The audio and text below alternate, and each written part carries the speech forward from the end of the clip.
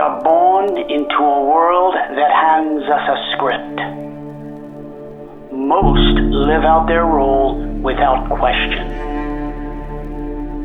Some are called to write their own story. And for those who align within, they find their purpose is their power.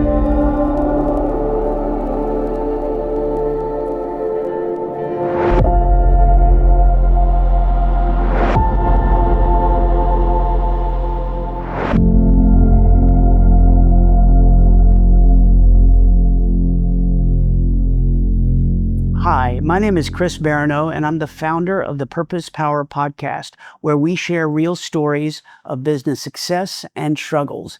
Today, I'm in Boston with Chris Joy, founder of RoesselJoy. How you doing today, Chris? I'm doing great, Chris. I'm happy to be here, and I look forward to the conversation. Yeah, absolutely. I appreciate your time very much and your willingness to share your experience and journey and learnings about building your business. Just wanted to try to get to know like where you came from, what your background and pathway has been in life. Where are you from originally? Yeah, I grew up in a small town in rural New Hampshire by Lake Winnipesaukee. It was a great childhood. It was very outdoorsy, which is different than the Boston life I live today. But yeah, I grew up in rural New Hampshire. No concrete jungle up there, I guess. Not at all. No, mostly trees. Cool. Earlier, before we started today, you were telling me about some episodes in your childhood that prompted you to focus on your future and your college and all that. You want to recount some of that you shared with me? Sure. Yeah. I grew up, like I said, rural New Hampshire, working class parents. My dad painted houses and my mom was a school administrator. No one in our family had really gone to college or pursued higher education. And so I had a lot of formative conversations with my family in like the 7th and 8th grade time period where my dad sat me down and kind of laid out what it meant to go into debt because we didn't have the resources to support, tuition. Right. So from a very early age, it was kind of instilled in me the meaning of money and where you can go with it. My dad really tried to convince me not to go to college. He walked me through, being in a trade for 4 years versus going into debt for 4 years. And, you 4 years after high school, you could have made 80 grand a year versus graduating 4 years later and being in debt $250,000. And so right. That was a really important conversation and kind of what led me to start my journey towards kind of that self-sufficiency and what ultimately led me to the business world. Spent a lot of time Googling how to get scholarships and kind of really tried to do everything that the internet said in terms of being, captain of 3 varsity sports team, president of my class, 4.0 GPA. I wanted to do everything I could to make sure that I could go to college where, no one in my family had really done so except for my older sister. And so was able to kind of do all of those things and get a full ride to college, which is kind of what college? University of Vermont. Yeah. Cool. So, what was that experience like up there? You think Vermont is this idyllic rural landscape, mountains and all that greenery. I mean, I haven't spent a lot of time there, but in my brain, it's like this beautiful spot. Was it like where you went to college? God, Burlington is unbelievable. For anyone who hasn't been, I highly recommend it. I went from a big lake to an even bigger lake, but the city kid in me was always yearning to move down here. But yeah, it was idyllic. It was very, University of Vermont was a very, crunchy granola experience for me, which is not really my personality, but it kind of opened up that world to me. I did a lot more outdoorsy stuff than I would have done at other schools. And I met a lot of more open-minded people with a lot of different perspectives that I don't think I would have seen from a more urban environment. Right on. Did you, in the process of choosing Vermont, did you look at Harvard or any of these other? Was that a consideration? If I could turn back time, I'd say that was a regret of mine, is to not apply to a reach school. Again, growing up with not a lot of financial resources, I had a great childhood, but we didn't, have a lot of financial resources. And it never crossed my mind that someone in my shoes would be ever able to go to one of those schools. Yeah. So I actually only ever applied to state schools, and I do wonder if I would have ever gotten into one of those reach schools. But I'm really happy with the way it turned out. You know, that's an interesting thing. We think like it never occurred to you that somebody like you could go to a Harvard or Yale or one of these elite schools. That's something that I in my own life have dealt with as far as making assumptions about what our limitations are. You know, a lot of, I think a lot of us, a lot of people out in the world have assumptions about where their limits are in life. And it's kind of this baked in thing. I know it was for me for a while. And, you know, I did some work and realized that any of us, anybody watching this, anybody in this room, anybody that works in your office can, you know, has unlimited potential, and it starts with inner belief. Absolutely. And you know, that's one of the reasons I started this venture, Purpose Power, is to you know, shed some light on what is the process to grow, whether it's personally, professionally, financially, et cetera. So that's I appreciate you sharing that for real. Did you have like a job, or did you have any kind of side hustle or anything in college, or just out? Yeah, I mean, I've worked my whole life. You know, I started working for my dad, painting houses before it was legal in my, you know, 10, 11, 12 years old. Didn't do too great with that. It wasn't my forte, but I started there. And then once I turned 14 and I could legally work in New Hampshire, I got my first job as a dishwasher and trash boy, I guess, for lack of a better term, at a restaurant, outdoor restaurant on the lake. You know, 13 trash cans. You run around. By the time you're done cleaning up all that, the dishes were full. So then you do the dishes, and by the time you're done with that, you're back at it. So I had some you know, some roles that I think I'm looking back, I'm extremely grateful to have had because it really instilled a drive in me to build something for myself, so I wouldn't have to be doing that for the rest of my life, because it's exhausting. Absolutely. This is interesting, and we didn't talk about this in our pre-interview, but I started working illegally when I was 13 years old. I'd wash dishes in a restaurant, an Italian restaurant in Atlanta, Georgia. And I did that. I worked in a Chinese restaurant, and I learned the ropes and like how restaurants work and washing dishes. I was a cook too before I was even legal to work. And then also I had a house painting business while I was in college. Okay. Called the Paint Doctor. There you go. Yeah. So we have similar, not only similar names, but similar backgrounds. So. Yeah, I think everybody should have to work in the restaurant industry for at least a year. You know, waiting tables specifically for me was really formative because it taught me like the value of service.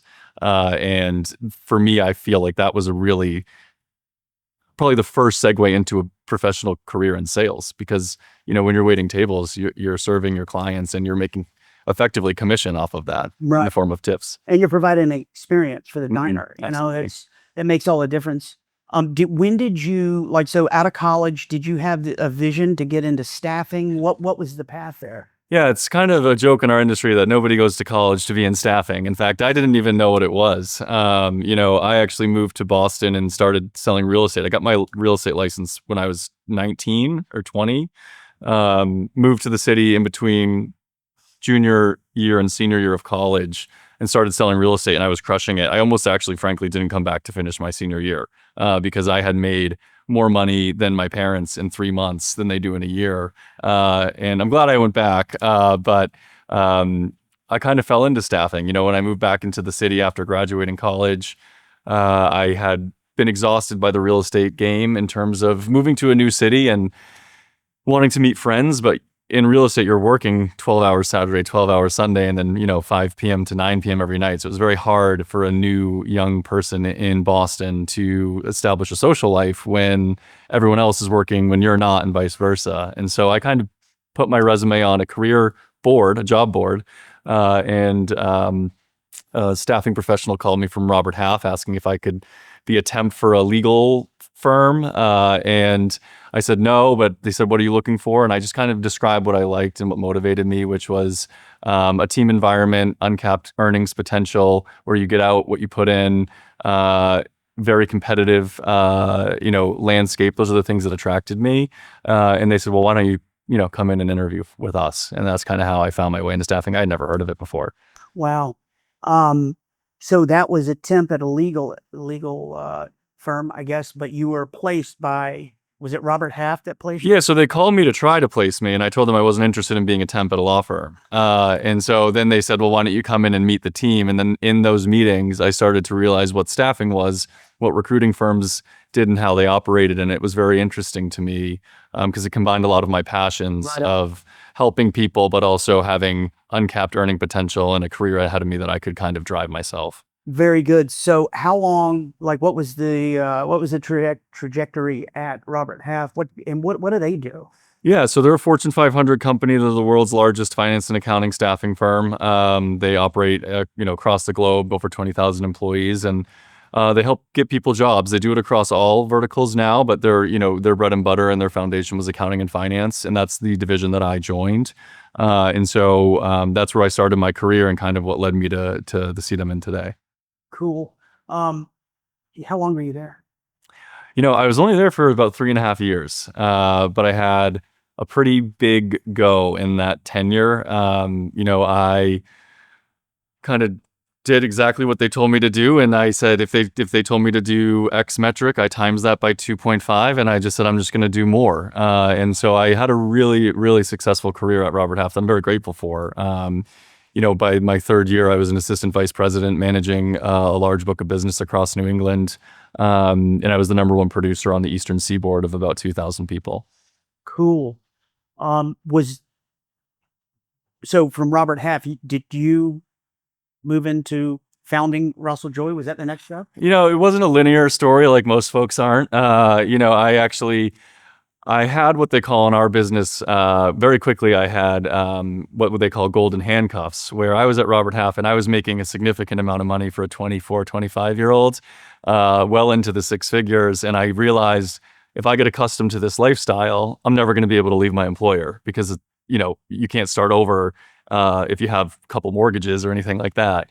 And so I actually decided to leave the industry completely, and I went and worked for Wayfair. And I did sales for Wayfair for a little bit, and I learned that the grass isn't always greener. And so that transition is kind of what opened my eyes to the idea of starting my own firm. I wasn't ready yet. And so instead, I went and opened the Boston office for another staffing firm. And that gave me the experience of what it's like to open into a new market, to reach out to clients who might not have heard of the company before, which is really what was the ultimate influential moment that led me to start my own company. So you just said I wasn't ready yet. What does that mean? And so for anybody that's watching this that considers like that maybe sees themselves, being a founder or a business owner, what does it mean to be ready? Oh, that's a good question. At the time when I say I wasn't ready, I would have been able to do it. If I look back, I probably would have started it a year earlier.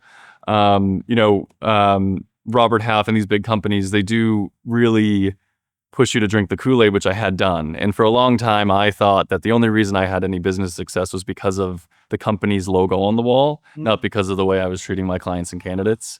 And so having an opportunity to leave the industry and then get back in, if I would have never left Robert Half for another staffing firm, I just wouldn't have done it. And so having the opportunity to leave the industry and come back in really opened my eyes to the fact that my clients weren't working with me because of the brand name on the wall. They were working with me because they wanted to work with me. And so I would say, if anything, I wish I didn't feel ready, but I probably was, and I could have done it sooner. So you founded RoesselJoy with a man named Roessel. Yes. How did you guys form the partnership, and what was the initial vision to open up? Yeah, Jonas Russell, we were both at Robert Half at the same company, but we didn't really know each other. We were in different divisions and different offices. And so when I had opened the Boston office for the other staffing firm, about a year in, I really realized that I wanted to start doing this on my own, but I didn't want to do it alone. And that was really important to me because I know myself and I know the difference of an accountability partner and what that'll do for me in my productive capacity. And so I had actually reached out to a lot of people in my network who I wanted to start the company with. And a lot of them had kids or a mortgage or, had some other factors that, made them a little bit more risk averse than me. And Jonas had messaged me on LinkedIn, and so we actually met at a Starbucks for the first time about 3 months before we started the company, and just started.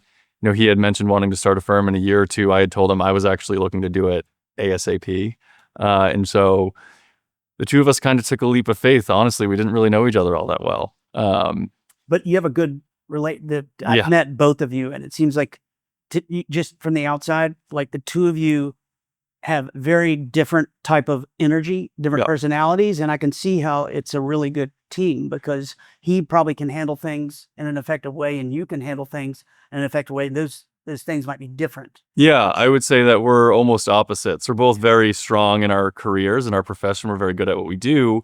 Jonas is more of, I would say, a visionary dreamer, and I'm more of a conservative pragmatist. And so it is a good yin and yang where, I think if I started my company alone, we wouldn't be in a 15,000 square foot office. We'd be in a 2,000 square foot office. And if he started his company alone, I think he'd tell you he probably would have burned all of his cash too quickly and expanded too fast. So we're a good, he pulls and I pull back, and we ground each other in that way. And so far it's worked out in a really effective way. Do you want to share what it was like the first day or two, when you all said, "We're gonna do this," Mm-hmm. and you probably had to make some plans, think about where the office was going to be, who your first hires were, etc. Can you share any insight on what that was like? Yeah, it was terrifying. We were both making very, very good livings at a young age. And I think, frankly, everybody in my family, my friends, his family, his friends were saying we're crazy. Like, why would you do this? We had a very comfortable life, very comfortable jobs, really good career trajectories in those companies. And so it was a very scary thing to think about doing, but we had a lot of conviction. And like I said before, I was 27, he was 26. We didn't have a mortgage. We didn't have kids. We had, what it always came back to was the reality, which is I can always just go back. If I take a leap of faith and it fails, I don't have a house to lose. I don't have a car to lose. I don't have kids that I have to take care of. And so it was an opportune moment to really take that leap of faith, but it was a very scary time. But that fear is, I think, what motivated us to excel very quickly. You told me once a story about the day. Do you want to share that here? Sure. Yeah. Yeah. Yeah. Our launch of the business was a little bit premature. So we had met in January. We had made the decision to start the company, and the first thing we did was sign a lease. And so our plan was to start the company on April 18th. That's when the lease commencement date was. And so we thought we had about 3 months to build a website, get some business cards, put our contracts in place, get our house in order to launch. We wanted to launch in a really formal way. We don't do anything by accident. We don't do anything at 50%. That didn't go as planned. It was about 2 months before April 18th when Jonas's former boss was at a networking event, and the real estate agent who signed our lease went up to the boss and said, "Congratulations on your expansion." And the boss said, "What are you talking about?" And he said, "Well, I just signed this lease with your employee, Jonas." So I'm, at my office 2 months before when we were supposed to launch, and I get a call from Jonas saying that he was just let go because his boss pulled him in and said, "What are you doing?" And he said, "I'm starting my own company." So that was unanticipated. And so Jonas called me and said, "Chris, I'm picking you up from work. We're going to a client meeting this afternoon." He already had on the books, and you need to quit right now. And so that was very scary. I had to walk into my boss's office, and it was not professional. I don't recommend anybody do this, but I had to tell him not only is today my last day, but I have to leave right now. And so I walked out, got in Jonas's car. We drove to a Microsoft store, got some tablets, went to a bar actually to get Wi-Fi to download the Office suite. And then we went to our first client meeting, which was also not as we had anticipated. It went well. The woman was a contact to Jonas's who had done business with Jonas, and we kind of sat down and said, "Hey, we're no longer with, X, Y, and Z companies. We've started our own firm." And She said, no problem. She said, just send me your contract, send me your business card, give me your website, and we'll start working together. And we had to sit there and say, well, we don't have business cards, we don't have a contract, and we don't have a website. And so she was very grateful for this. She was lucky, we were lucky enough that she gave us the business, and she said, here's our contract. If you want to sign that, you can start working on this role for us. And we actually had filled the role by the next Friday. And we have a check framed in our office, that check Wow. in one of the rooms here, which was our first check, which we got on our, I think, day 7 in business. So it was a very exciting time. Was there, so you started this, as you say, prematurely, but like the way that I see it, like the universe, the flow of life opened the door for you, and you had to walk through it. Yes. So, sometimes when we start things like that, it gives us maybe a little extra edge or energy or, aggressiveness that so we can make sure it succeeds. So, very cool. Yeah. Were there early, in the early days, were there moments where you ever considered, like, maybe this wasn't a good idea, maybe we've bitten off more than we can chew, we don't have as many clients as we want, Yeah. etc. Was it rocky at first, or? Yeah, I think as a business owner, one of the things they don't tell you is that feeling will never fully go away. I wake up every day thinking, do we have enough clients, or are we going to make it? And so there's always, I would say, a level of healthy anxiety that drives entrepreneurs to move forward. And there were a few formative times. Obviously, COVID was a very difficult time. We lost 65% of our business in 24 hours. And that was a very, very difficult time. And I was certainly wondering then, but everyone was going through that. And so, that I would say that thought of, are we going to make it, or are we going to do well enough, or should I have stayed in my old job? I'm not sure, whether we have 2 employees or the 50 we have now or 500 in the future. I'll probably always have some level of that fear. What is the culture here like with your recruiters? What kind of environment do you try to create for your staff that helps deliver a better product to your clients? Yeah, culture is an extremely, if not the most important part, I think, of what's led to our success in our business. We have a few pillars that we kind of stand by, passion, performance, pride, and possibility. When we have our first day training with our team, we tell them that these pillars are the core values of our enterprise. Passion, we need to be more passionate than anybody else about staffing. And if you're not interested in that, we're not the right fit. Pride, we need to be really proud of the candidates we represent and proud of the clients that we represent. We meet every candidate that we represent face to face. We meet every client that we represent face to face, and we take a lot of pride. I don't care if they're, a company that services porta potties to concerts, or if they're Boston Children's Hospital or Dana-Farber Cancer Research. We're very proud of the work that our clients are doing, and we're very proud of the caliber of the candidates that we represent.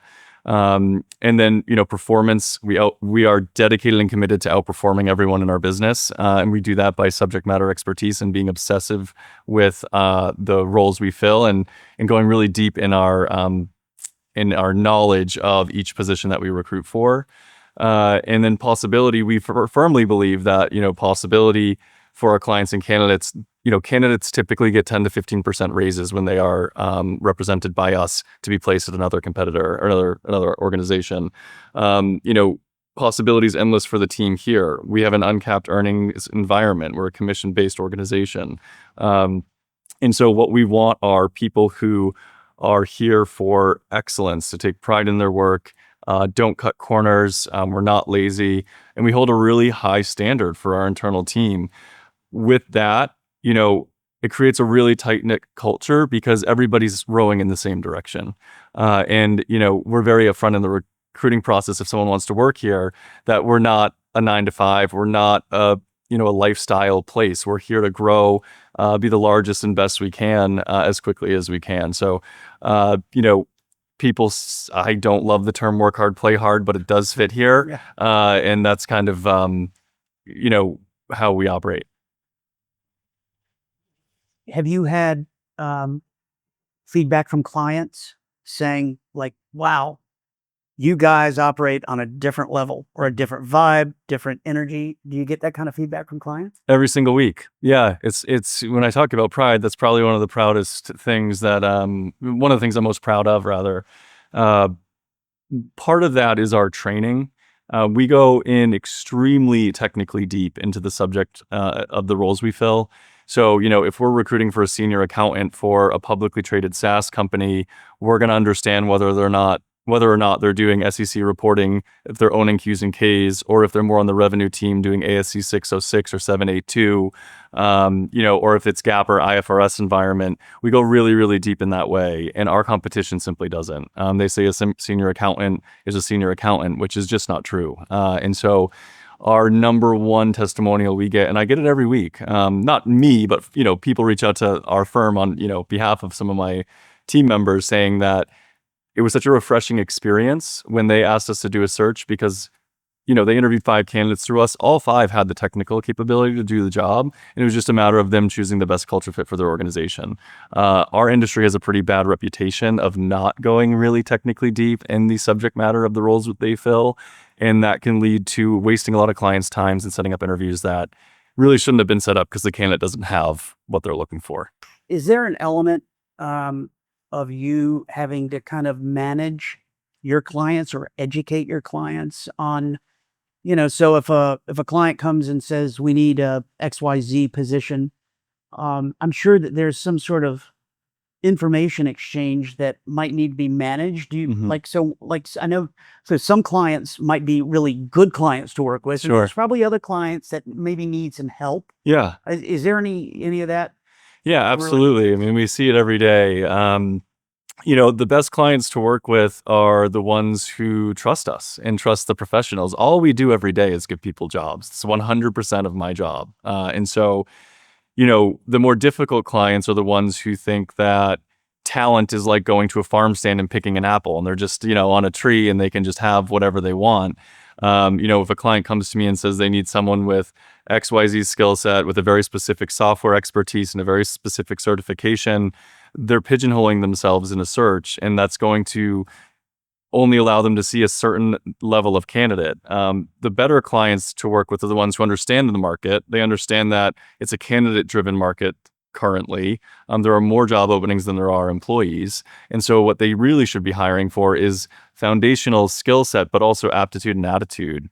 Because for me, what I always advise my clients for is if you have some capacity to train on maybe 1 or 2 technical pieces they don't have, hire the person with the right passion, energy, drive, motivation, and then train them on a few of those technical components as opposed to, pigeonholing yourself to like maybe 3 candidates just because they check off every little box from a technical perspective.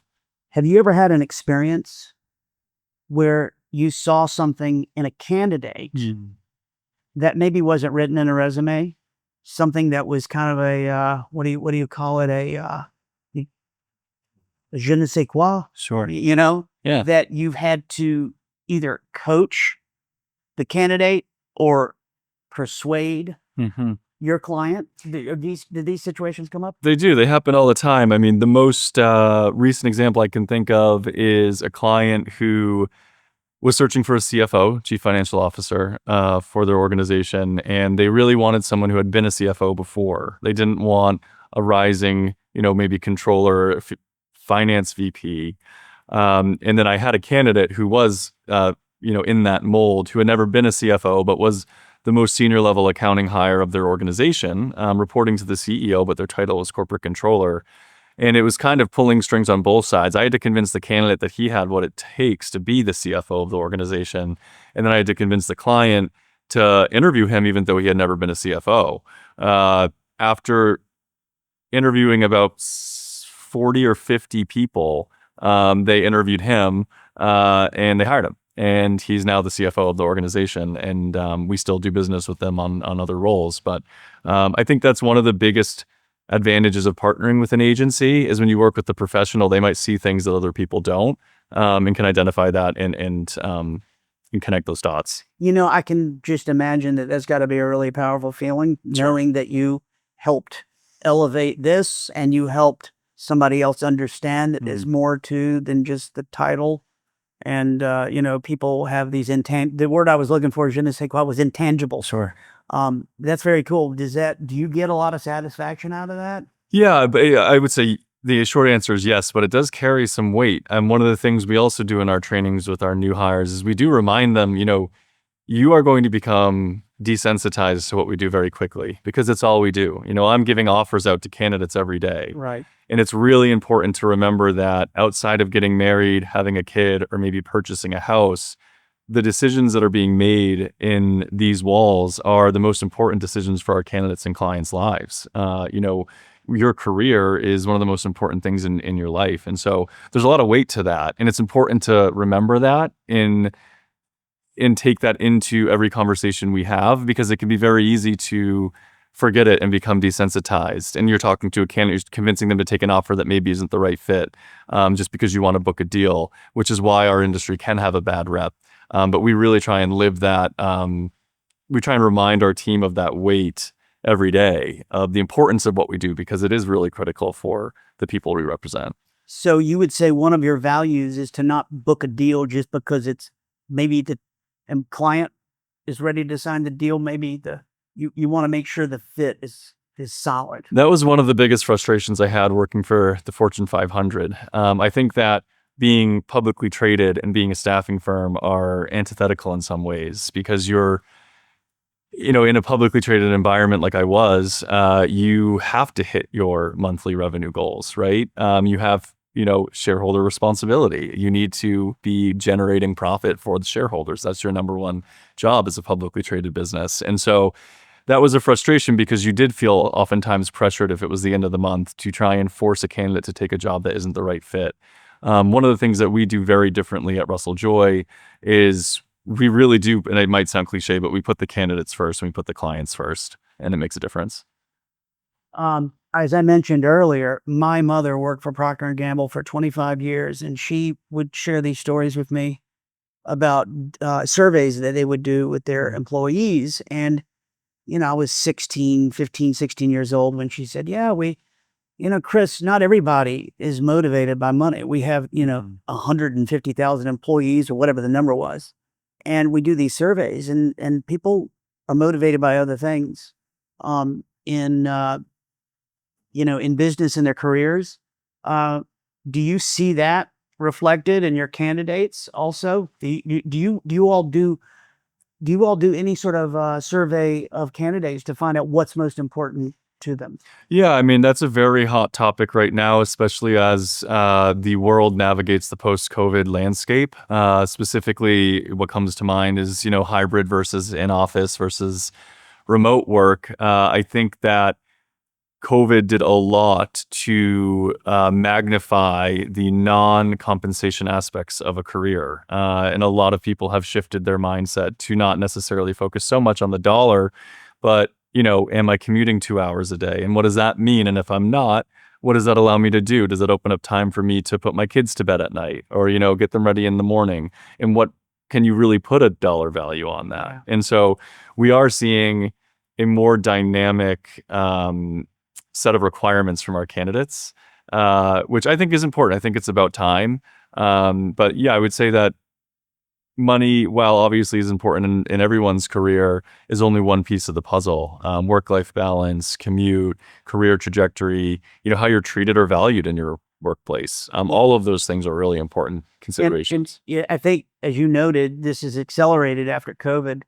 I mean, and you've been in this industry for a while. You've seen those trends change, I guess. You mentioned earlier about we're not a lifestyle, RoesselJoy is not a lifestyle. You see these videos on TikTok or Instagram, these people going to their jobs, and first I'm going to stop at the espresso bar in the lobby, and then I'm going to go to a yoga session before I go to my desk. Yeah, no, we're not that. So, we certainly recruit for a lot of clients that are, and I would say you see some of that out in the world. Absolutely. But I would say, as much as I just said that money is not the most important thing, typically for staffing professionals, that is the leading motivator. So we are a pretty money motivated group of individuals, but the only way we can make money is by doing right by our clients and candidates. Yeah, right on. Simon Sinek, says that people don't buy what you do, they buy why you do what you do. Why do you do what you do, Chris Joy? That's a good question. I am building, hopefully, a legacy. We're trying to build something here a little bit greater than ourselves, and that's always been the goal. We are looking to be the industry leader, not just here in Boston, but across the country. And why that's important to me is because I do feel that for a very long time, the staffing industry has been very black and white. And there's a lot of bad reputations out there in terms of, as I said before, people cutting corners or trying to just to make a quick buck. What we're doing here is putting our candidates first, putting our clients first, and putting our team first. And when you do that and you give your team the right tools and better technology, better payout commission structure, and a vision, then you are, in my experience so far, going to have good results, and you're going to be able to build something that's a little bit bigger than yourself. And so we want to build a multi-generational business that's going to withstand the test of time and hopefully change the kind of the face and the expectations of what's good in our business. If someone asked, why is RoesselJoy exist? What void do you fill in the market? What would you say? I would say that our industry is very antiquated. We are not known to have the best technology. We're not known to be really forward thinking. And so we've really flipped the script a little bit, where we have invested 100% of the profits of our business back into infrastructure, back into technology, back into tools. We are early adopters of artificial intelligence. That's a big component of our business. And we're forward thinking. We're thinking about what's next in our business and what's next for our clients and candidates. And that's really, I think, might not sound it, but that is different than what the boilerplate staffing firm. Yeah, in my travels and in my personal life, I know people that are recruiters, and they're typically like, they're friends, but a lot of them are just one man bands, Sure. just trying to do a deal to get a check. Yep.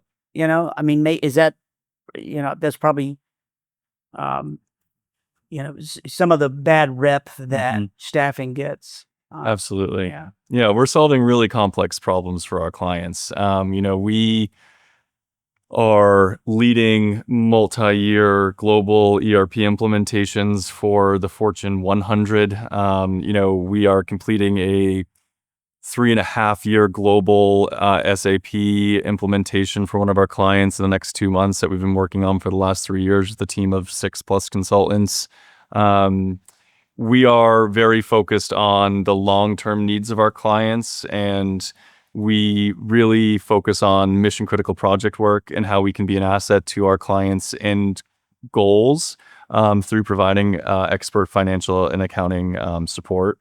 And so we aren't just filling a seat. We're taking on large, complex projects for our clients. Can you talk a little bit about how you've implemented AI into the business? Yeah, I think it's a really hot topic in our business, as any business right now. A lot of people, and when you interview some recent grads, a lot of them are asking, is my job going to be replaced? Right? We are very bullish on AI. We invest heavily in it. We have proprietary technologies that we're investing in. We have the latest versions of all of our tools. One of the technological advancements we made recently is it's pretty cool. It does a lot of automated response to our candidates and clients on behalf of our own staff. So there's a lot of automated reach out. There's a lot of automation in matching a candidate to a job spec. All of that can be done by artificial intelligence, but at the end of the day, artificial intelligence, as we see it today, and of course, it's a very rapidly evolving landscape. We see it as an incredible tool to leverage to allow our recruiters to spend more time having face-to-face conversations with candidates. We want to remove all of the data entry, all of the time suck, keying things into softwares or searching for the right candidate. AI is going to be able to do all of that, but what it will never replace is the human interaction, and what it will never replace is my ability to go to a client and say, hey, you should really consider this candidate who might not hit the specs that an AI robot would say would make him qualified, such as the CFO role that I mentioned. That'll never be replaced. I see a lot of people out in the world, AI is, doomsday. It's going to take all the jobs. The way that I see it is that AI is an opportunity, just as you said, to further double down on the human touch, face-to-face interactions. I personally see it as an opportunity. I don't share the doomsday approach. Do you have any sort of vision or crystal ball where the recruiting industry might be if AI continues to accelerate at this speed? Yeah, I mean, it's very tough to say, but right now we're seeing it as a very positive way of being able to do more with your time. So where, 2 years ago, a recruiter is, being told to meet 15 candidates a week to bring them into the pipeline to be represented by our firm. Well, half of their day they're spending entering the resume into the database, or scheduling an interview prep, or scheduling a Zoom meeting. All of that can be done on a human's behalf by AI, which now will allow our recruiters to maybe meet 25 candidates a week, maybe 30 candidates a week. So the way we see it is it's a huge asset to our organization, our ability to meet more candidates, meet more clients, make more connections, and ultimately make more placements. Absolutely. It gives you an opportunity to get to know the candidate better and maybe uncover some strengths or some assets that candidate has that can bring your clients. Do you all meet candidates in person, or are these done over Zoom? How does that work? Yeah, so mostly over Teams or Zoom meetings. Sure. We do make sure to do we call it face-to-face meetings, whether it's in person or over video with every single candidate that we represent. I would say probably 85% are Zoom, but we do still have a very big in-office presence. My team works here 4 days a week. I work here 5 days a week. And every placement we make, because we only focus on serving our geography where we live, every single placement we make, we meet the candidate and client in person, usually for a celebratory lunch or dinner. Nice. But we make the point to meet everyone in person who we actually successfully place, and we don't really cut corners there. Geography. So does RoesselJoy only serve New England, Boston area? What's your scope? Yeah, I would say Eastern Massachusetts, Southern New Hampshire, and Rhode Island. And that's for now. We're just getting started. So while we are what I would think to be, early adapters to AI and very technologically advanced and big investors in that space, we're also, on the other side of the coin, very old school in that when we expand, we will have boots on the ground in each geographic market that we focus on. When a client calls me and says, hey, Chris, I need help finding a senior accountant, it is extremely critical to the foundation and fabric of our organization that I can say, hold on, what are you doing in 30 minutes? I'll be there. I'll be at your office. I'm coming to your office right now. I'm going to sit down with you. I'm going to learn about your team. I'm going to learn about your culture so that I can make the right fit. So even in remote environments, we try to be in person as much as we can. And so when we expand, we'll follow that methodology. The way you describe you handle clients and candidates, from my perspective, from the outside, it sounds like you guys should have the market just about wrapped up. Yeah, I mean, we're trying hard. I think that that people-centric approach has proven to work. Just looking at some of the accolades we've had, we are the fastest growing staffing firm in Massachusetts per the Boston Business Journal. They named us last year the 6th fastest growing company in the state of Massachusetts in general. And then just last month named us one of the top 150 largest employers in the state when you take into consideration all of our consultants working at all of our clients. It's something we're really proud of, but we do feel like we're just getting started. We're just working in Massachusetts right now, and we have a lot of ground to cover. There may be expansion outside of the area in the future. We'd like to be the largest, and most well-respected staffing firm in the United States one day. Do you have any experience placing somebody with a company and that candidate blew the expectations out of the water? They really helped transform a company. They delivered results that made you proud of that placement. It happens all the time. Yeah, we represent some really, really strong talent here. One of the more impactful examples I can think of, and this is going to date me a little bit, is back during the Ebola crisis. We had a local nonprofit that felt like they were best positioned to get grant funding to go tackle that crisis in Africa. And they didn't have the appropriate grants finance professionals to be able to bid to the USAID and the United States government to get the windfall of cash they need to operate and kind of put a stop to Ebola. And we were able to deploy a team of grants finance professionals who were able to put a bid in for about $20 million to the United States government, upon which they swiftly received. And then they deployed their efforts in the remotest areas in Africa where Ebola was wreaking the most havoc. And I think part of the swift, end to that crisis was because of that organization's ability to secure that financing. I'm not taking credit for it. I don't think it was us, but that's something, we do that type of work all the time. If you could speak to your 24-year-old self and tell him the path ahead, what advice would you give him? What have you learned about your entrepreneurial journey that has most surprised you, and something that you would try to relay to your younger self? Oh man, there's probably a lot of things I would say. I would say go for it. You'll never regret it, and you'll never look back. But I would also say that it's way harder than you think it's going to be.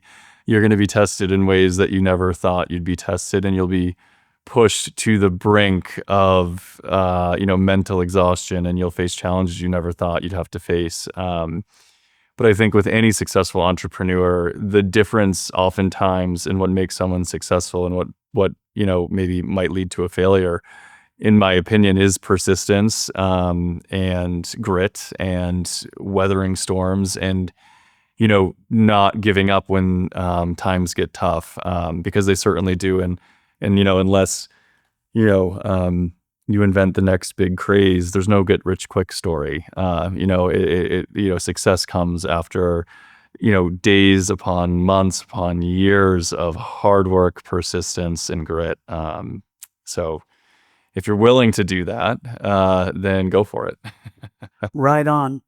In my various business ventures over the years, looking at it from the outside, things look really simple.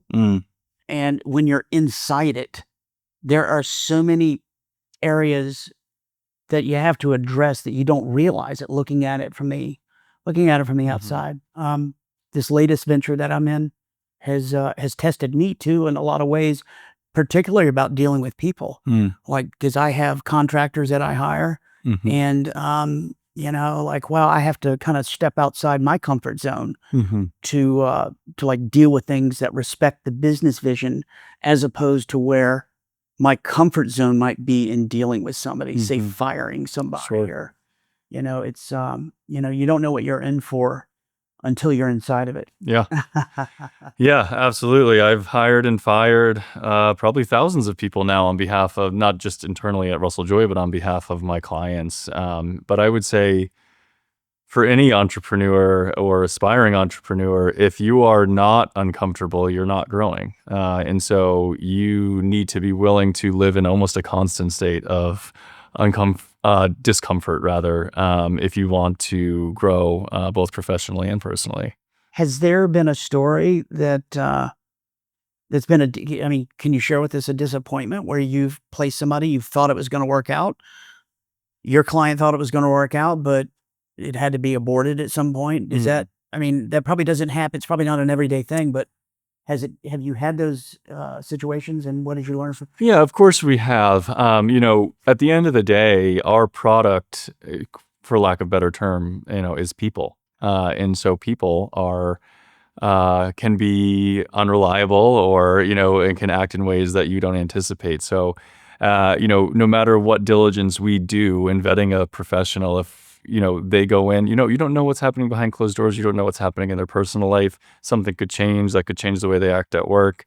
And so there certainly are times where things don't work out. And there have been times, not many, where clients have moved on from us. But at the end of the day, as long as we know we're doing everything we can, we're over communicating, we're acting in a transparent and honest fashion, the cards aren't always going to fall in your direction. But if you move forward with integrity and honesty and transparency with your clients, more often than not, even if things don't go the way that we had anticipated, we usually get to maintain those relationships with those clients and do better next time. That's something we're very committed to doing. If we don't make the right placement first, we'll make it the second time. Very good. The last question. If a competitor went to one of your clients and asked them, what's it like working with RoesselJoy? What would you hope that your client would say? I would hope that they would say that RoesselJoy understands us more than any other staffing firm they've worked for, from a cultural perspective, from a technical perspective, and from a subject matter perspective. I want my clients to feel like I understand their business. I understand what makes them tick. And that's going to allow me to make the most effective placements, to find folks who not only have the right technical skills, but also have that right culture match to what the client's looking for. And you can only do that if you're obsessed with your, people that you represent, your product, and you have a deep knowledge base of the roles that you fill. Right on. Well, Chris, I appreciate your time today, and thank you for all of your It's been good fun, answers. Chris. Yeah, thanks a lot. And insights, man. So anyway, more power to you, and thanks again. Yeah, thank you. Appreciate it. All right. Very good. Thanks.